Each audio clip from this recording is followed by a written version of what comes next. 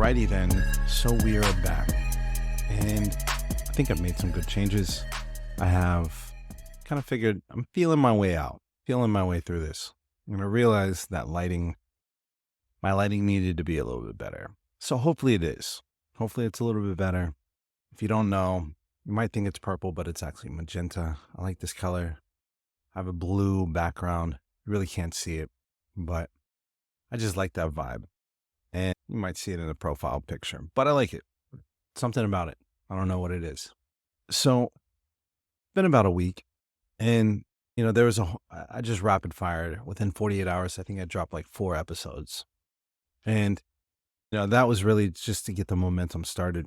I wanted to really kind of let my life inspire some of the things that I wanted to bring about, because I love real examples, and I'm going to give you one. So recently I was in a conversation with a close friend, and we were talking about how in the area that he lives, people just don't seem to know or have a passion or interest in capoeira. And understandably so. It's very different. It's not like BJJ, it's not like karate, it's not like taekwondo. Those things are pretty common, especially like BJJ, Muay Thai. All those things have been very popularized over the years. Capoeira is still kind of like this. What is that? Oh, it's a dance. Or it seems super acrobatic, and I'd never be able to do that.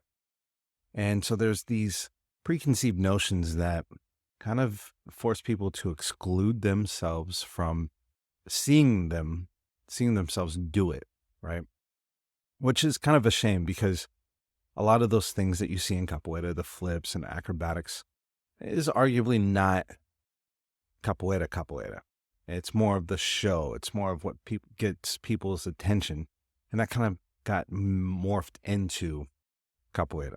So anyways, we were talking about, but how can we help cultivate an interest in capoeira for those who may not know what it is, or may be a little bit intimidated by what they believe it is. And through the conversation, I learned, well, some of them really value mindfulness, meditation, and healing. So, number one, we have a value. How do you generate an interest? It's the same way as nurturing an interest into a passion. It takes education.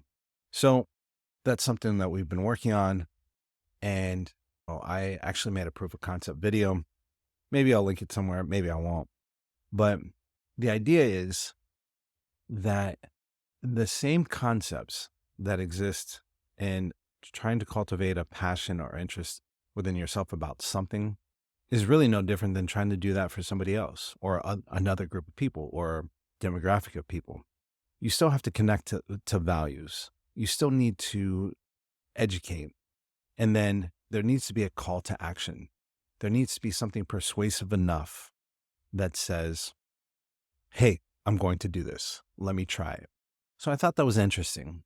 It's a different take on the information that was given, but I think it's really applicable. And I love how things like that can be taken in many different ways.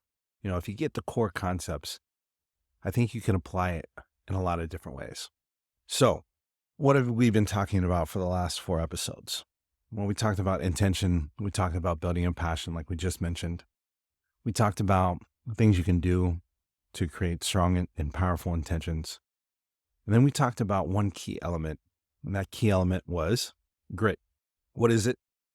Well, grit is a combination of perseverance and passion.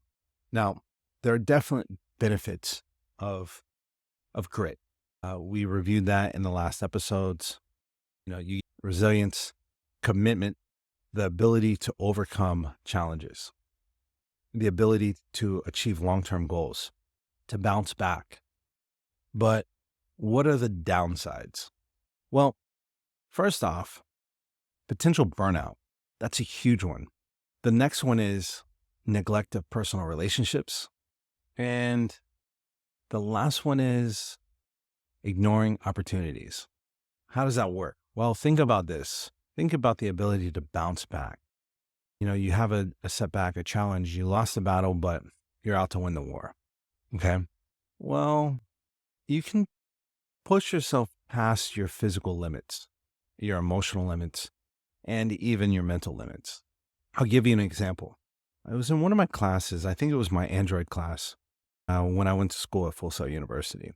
And my computer, my computer was dead. Something happened to it. I had to take it into the Genius bar, and I was in my final class for Android.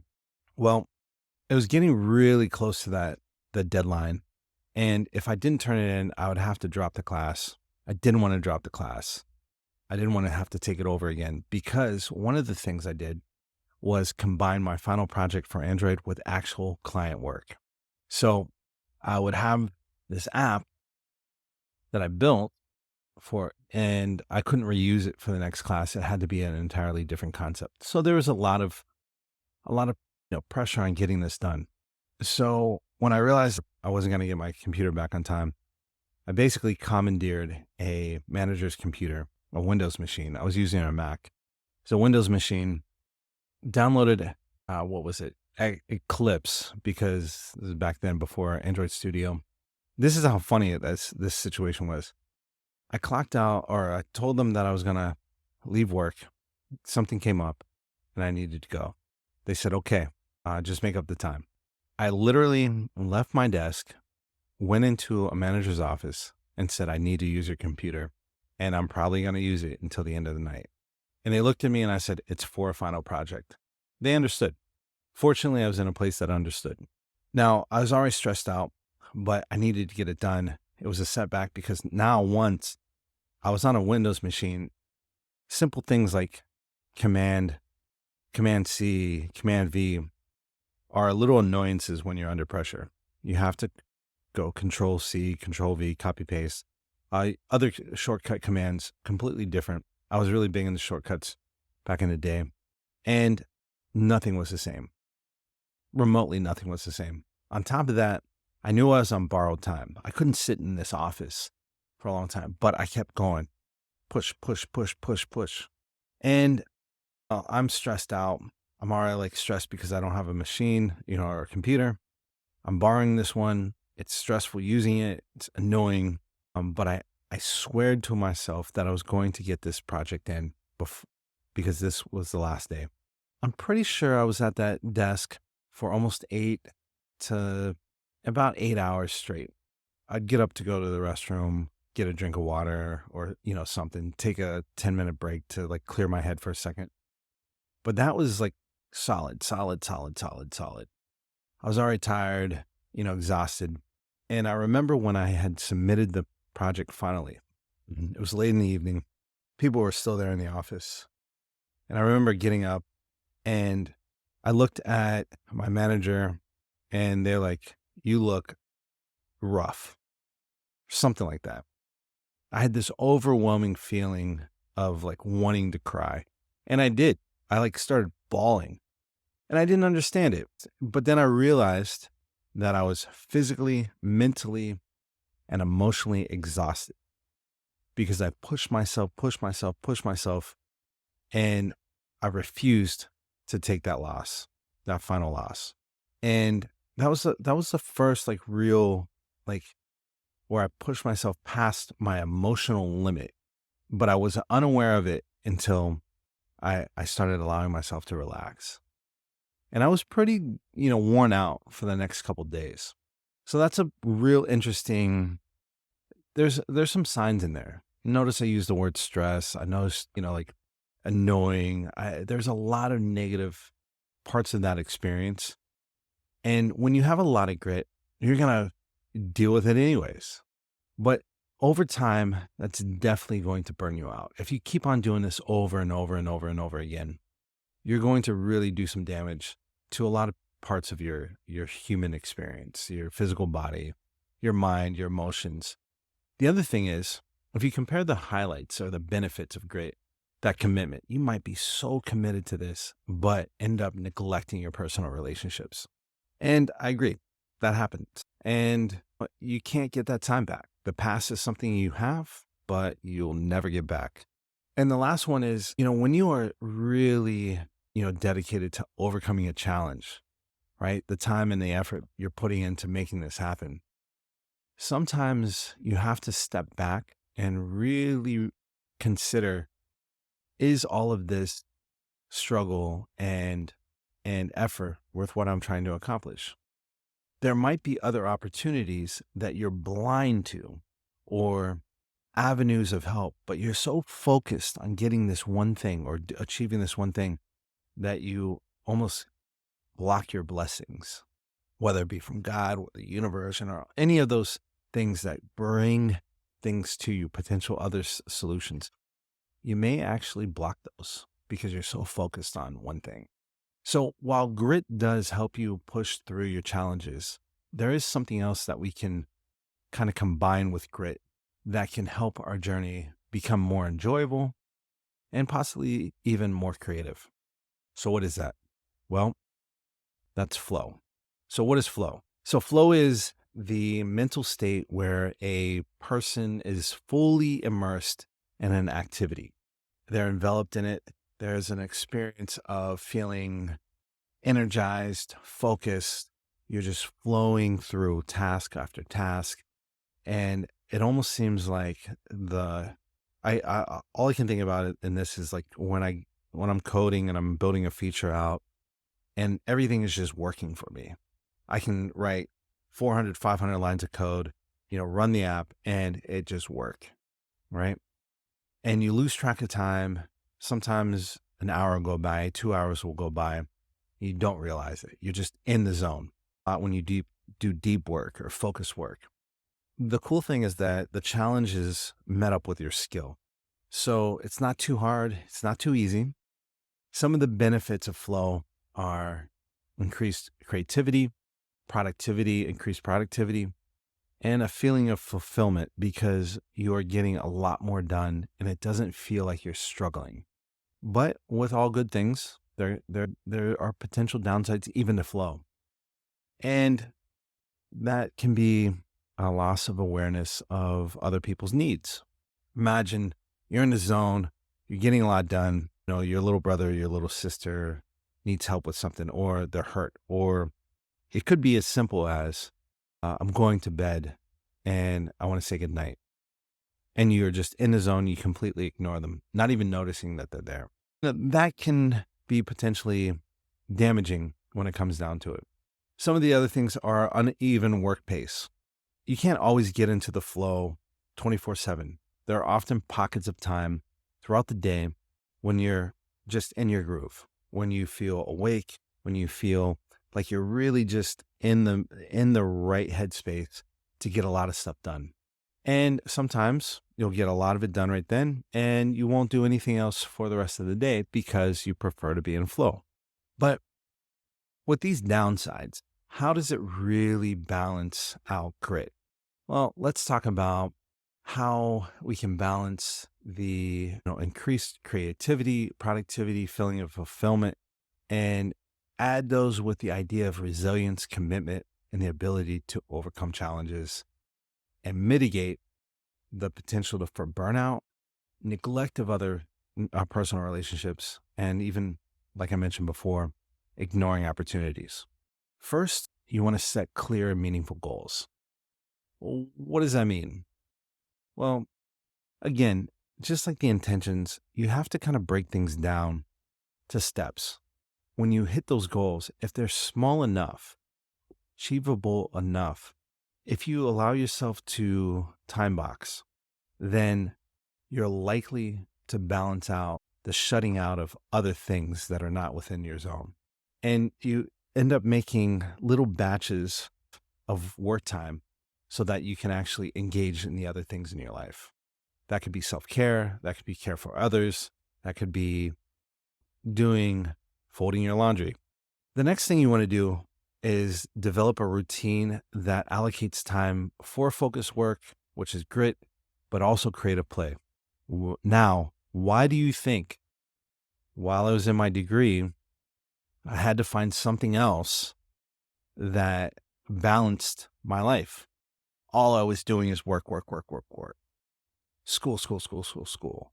Taking care of life. and I wasn't playing. And I was gaining weight. I wasn't happy. I needed something.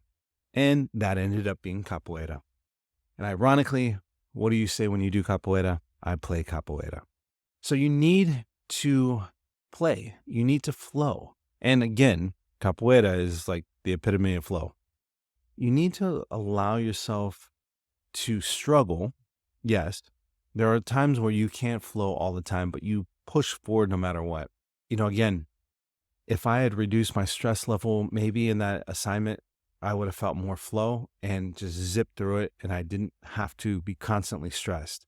And you will notice that you won't feel stressed when you're in the zone. The next thing, you have to really recognize the signs of burnout and then intentionally implement self-care routines. Meditation, I highly, highly, highly, highly, highly, highly, highly recommend meditation.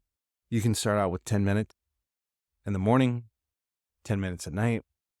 If you could get to 20 minutes in the morning and 20 minutes at night, you're in a really good spot. Even if it's 5 minutes in the middle of the day, even if it's an active meditation, like just paying attention to yourself as you're folding clothes. Each step that you're doing, you're present in the moment, not somewhere else thinking about something else. The other thing is physical activity. You need to have some sort of physical activity to release stress and energy. Capoeira is one, yoga, going to the gym, walking, running, doing something, dancing, Zumba, something that gets your body going. And again, the last thing, mindfulness, using mindfulness techniques and reflecting on your values and goals. It's a good tool to keep you on track. One thing I want to remind us to do, maybe to revisit our values way back, go back a couple episodes. We'll talk about how to set intentions and how to connect them to your values. You have to value work-life balance. You have to value yourself. You have to feel like you deserve time to play, time to take care of yourself, time to enjoy yourself. When you allow yourself to do that, then be mindful of burnout. So to really recap all of this, and again, I think it is necessary to go into flow and really see what the benefit or how to build flow and really do a deeper dive in that. Feel free to do your own research on flow. I encourage you to get ahead of this.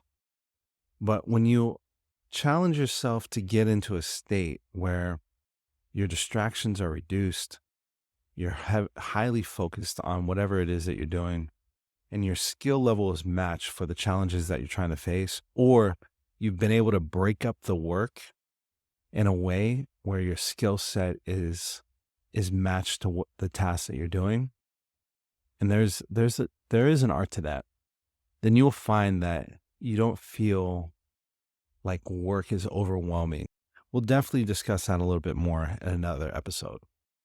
So you can balance grit with flow. Be aware of the downsides of both. But if you practice mindfulness and constantly reflect on the values and see those as more or less bumpers or guide rails for you throughout your day, you'll find a nice mix between having to suffer or struggle through certain things with being able to just kind of flow through things. I would also encourage you to reflect on your own experiences and see how you can apply these type of concepts for improved productivity and happiness. How can you really apply these in your life? What do you see? Maybe you'll comment below and like and subscribe and hit the bell. I definitely encourage you to share any type of feedback or personal experiences, and really just start a discussion. I thank you for hanging out for the amount of time that we've been on here. Keep your eye out for a deep dive and flow. I believe that's going to be the next episode. I don't want to make a promise though.